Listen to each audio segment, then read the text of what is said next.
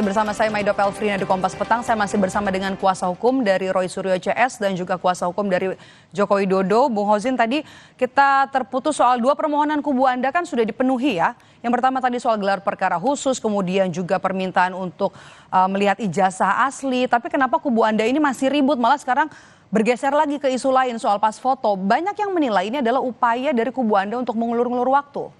Saya kira itu tuduhan yang keliru. Justru kalau kita bicara mengulur-ngulur waktu, tuduhan itu layak untuk dialamatkan kepada penyidik Polda Metro Jaya. Soal ahli saksi misalnya, kami sudah mengajukan itu di tanggal 20 November 2025 yang lalu bersamaan dengan permohonan gelar perkara khusus. Bahwa pada akhirnya yang ditetapkan didahulukan adalah gelar perkara khusus, bukan pemeriksaan ahli dan saksi dari kami. Itu perkara lain dan itu bukan kewenangan kami. Yang kedua, kami juga sudah ajukan saksi dan ahli itu lebih banyak dari apa yang dirilis kemarin. Kemarin direktur hanya merilis 3 ahli yang hadir dalam proses gelar perkara khusus. Padahal surat kami sudah masuk dan sudah diterima oleh Direktur Tindak Pidana Umum. Yakni apa? Ada 4 ahli. Ada ahli pidana 2, ada ahli bahasa linguistik forensik, ada ahli ITE yang semuanya sudah diterima. Dan karena itu saya sebut ini tidak komprehensif. Karena apa? Konferensi pers itu seolah-olah dikebut-kebut ya, karena kami sebelumnya paginya itu sudah menggelar konferensi pers. Ini Polda Metro Jaya seolah-olah segera merespon konferensi yang kami lakukan pada pagi harinya, di hari dan waktu yang sama.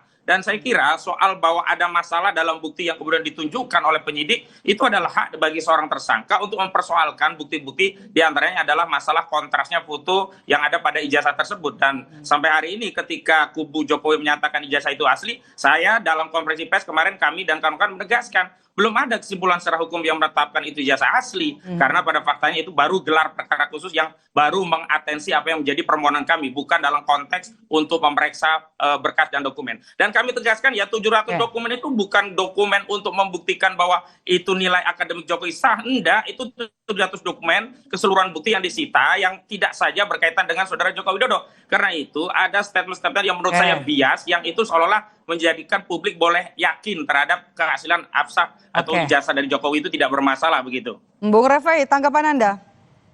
Ya, kembali lagi ini sampai kapanpun juga kita akan berbeda pandangan ya. Sehingga jalan satu-satunya adalah pengadilan. Di situ akan dibuka kesempatan masing-masing pihak menyampaikan bukti dan argumentasinya. Termasuk misalnya ada permohonan-permohonan lain bisa diajukan kepada hakim. Paling tidak ini terus terjadi progres dan memang ujungnya harus persidangan. Satu hal yang saya mau sampaikan bahwa terkait panggilan yang disampaikan tadi Bang Hozin, sebenarnya sudah dipanggil berkali-kali ya Bang Egy ini gitu ya. Bukan berarti tidak kita mengabaikan haknya, tapi kalau tidak datang terus ya nggak mungkin juga perkara terhenti kan. Sepanjang sudah dipanggil tapi secara problemnya maka putusan MK itu kan bukan hanya dipanggil, tapi harus diperiksa. Bisa lanjut gitu loh. Bukan hanya dipanggil loh, syarat di putusan MK itu. Enggak juga, kalau menurut saya kalau orang tidak datang-datang kabur mau gimana gitu kan. Tetap Polisi perkara kan harus punya berjalan. kewenangan untuk mengambil tindakan dalam kerangka untuk mengambil keterangan. Makanya kalau keberatan silakan pra peradilan, kan sudah dibuka oleh direktur. Itu kan sudah hak kami dan kami satu sudah satu hal lagi izin mau saya tambahkan di sini cuma bahwa dalam konteks gelar perkara khusus itu kita selama ini juga yang kita lihat selama tempus politik ini untuk berbenah para tersangka yang melakukan evaluasi terhadap kinerja kepolisian. Padahal begitu. Selama ini juga mereka di tanggal Januari sampai dengan bulan April mereka tidak pernah mengklaim sebagai peneliti.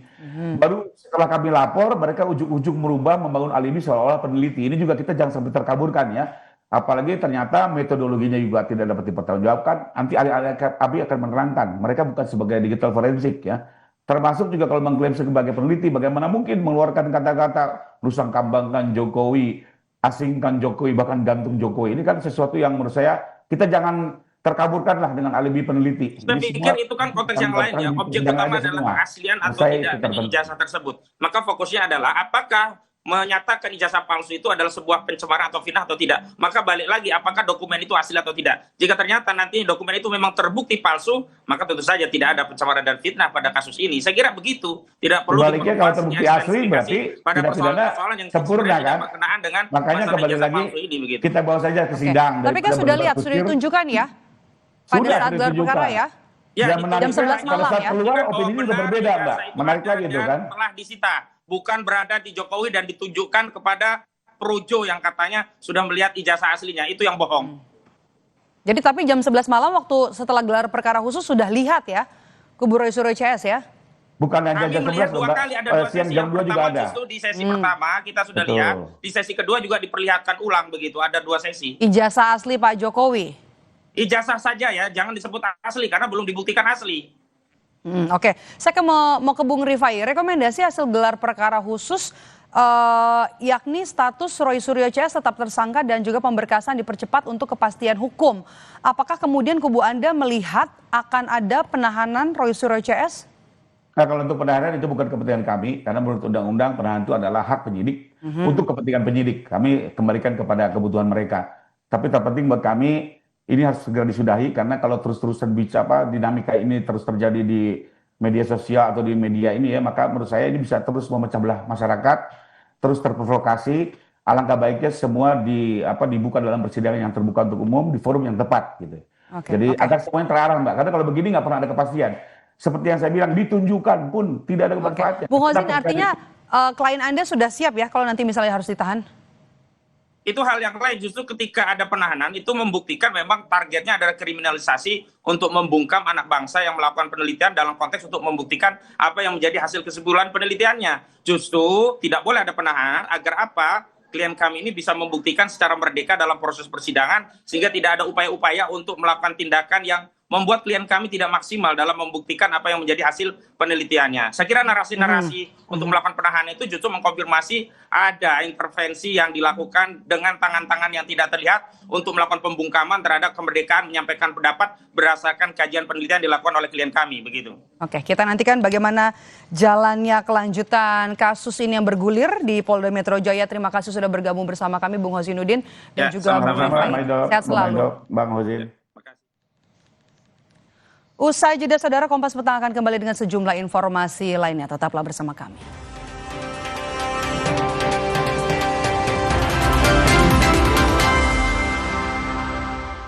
Ini, Pak, kalau tutupnya aja gini, isinya gimana? Tidak semua air itu sama. Aqua dalam galon yang dibersihkan 20 kali, diisi tanpa tersentuh tangan dan ditutup sempurna. Aqua, 100% murni, 100% aman. Mantu Ai juara masak. Cobain masakan mantuku. Endes, kan pakai kecap sedap, inspirasi ibuku.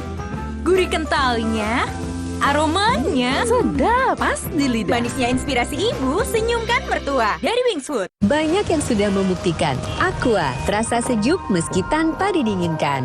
Diproses dari air pegunungan dalam aquifer yang terlindungi, kaya akan mineral alami. Aqua, hadirkan kesejukan badan dan pikiran.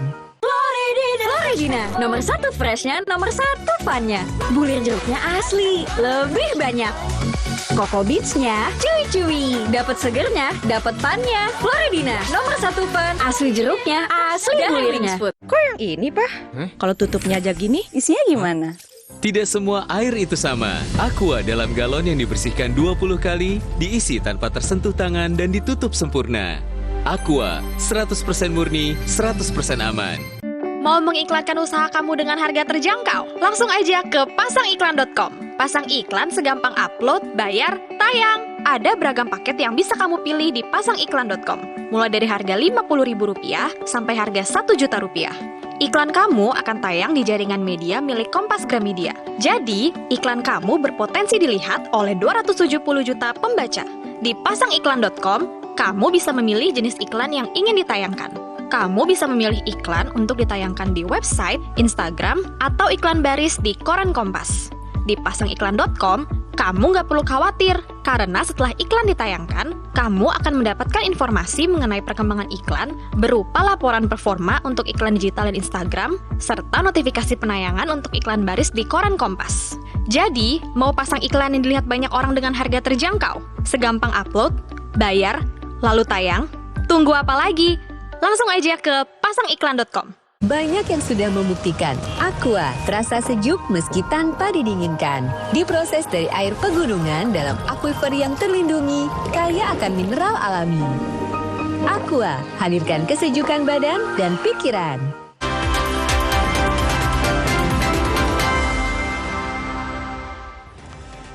Saudara, tim voli putra Indonesia tampil heroik kala jumpa Vietnam di final SEA Games 2025.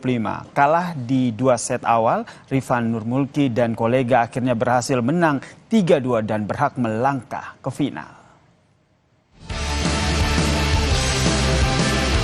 Dalam pertandingan yang berlangsung di Indoor Stadium Hua Mark, pertarungan semifinal Indonesia melawan Vietnam sudah berjalan ketat sejak set pembuka. Tampil ngotot, namun Indonesia akhirnya harus menyerah di 2 set awal, 21-25, 20-25. Tertinggal 0-2 membuat Rifan Nurmulki dan kolega meningkatkan tekanan di set ketiga. Sempat tertinggal, kebangkitan Indonesia berawal setelah mampu membalikkan keadaan 12-11. Terus jaga jarak poin, Indonesia akhirnya menipiskan ketinggalan 1-2 usai menang 25-22. Mampu menang di set ketiga mengangkat mental tim asuh Jeff Janji. Serupa di set ketiga, Indonesia tertinggal duluan di awal. Namun, mampu bangkit hingga akhirnya mampu menang 25-19 hingga memaksa pertandingan berlanjut ke set 5.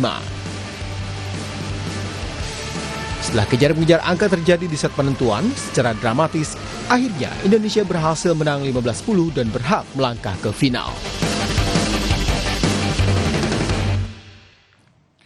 Kami akhiri Kompas Petang hari ini. Terima kasih sudah menonton. Saya Medop Elfrin. Dan saya Yasir Nenama. Tetap saksikan Kompas TV, independen, terpercaya. Salam sehat.